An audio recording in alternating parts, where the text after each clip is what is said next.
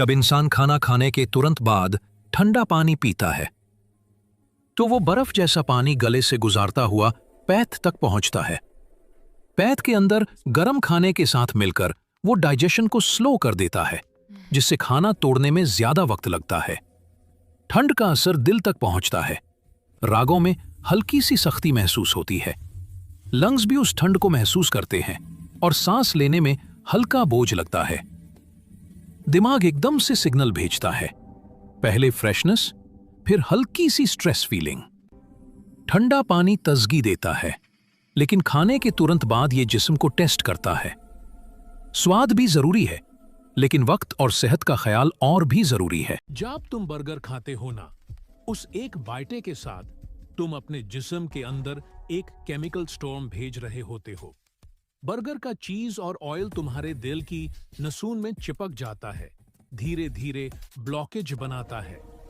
पेट का acid over react करता है, डिजेस्शन स्लो हो जाता है और बॉडी हैवी फील करती है।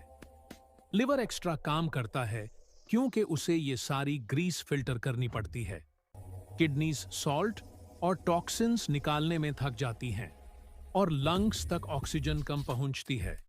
इसलिए बर्गर के बाद अक्सर थकान महसूस होती है। दिमाग कुछ देर के लिए डोपामिन देता है, सुकून, माजा, सेटिस्फैक्शन, लेकिन कुछ घंटों बाद वही सुकून तुम्हें थकान, नींद। जब इंसान चाय पीता है तो उसे लगता है कि वो अपने दिन की थकान मिटा रहा है, लेकिन अंदर एक नया सफर शुरू होता है। जैसे ही गर्म चाय पैथ में जाती है, उसका टेम्परेचर पैथ के अंदर के सॉफ्ट टिश्यूज को जलाता है। धीरे धीरे ये एसिड और हीट मिलकर स्टमक के लाइनिंग को कमजोर करते हैं, जिससे गैस और अल्सर्स का खतरा बढ़ता है। चाय में मौजूद कैफीन दिल की धड़कन तेज कर देती है, रैगों को तांग करती है और दिल पर एक्स्ट्रा प्रेशर डाल देती है। इसी के साथ लंग्स तक ऑक्सीजन का फ्लो कम होता है, जिससे सांस लेने में हल्का बोझ महसूस होता है। जब यह चाय स्मॉल इंटेस्टाइन तक पहुंचती है तो वहां के एंजाइम्स का नेचुरल बैलेंस बिगड़ जाता है। ये न्यूट्रिएंट्स अब्सॉर्ब करने की ताकत को कम कर देती है और सबसे अहम बात, कैफीन और हीट मिलकर दिमाग पर असर करते हैं।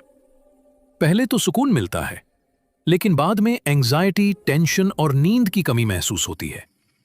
एक कप चाय छोटी सी लगती है, मगर अंदर से पूरे सिस्टम पर अपना गहरा असर छोड़ जाती है।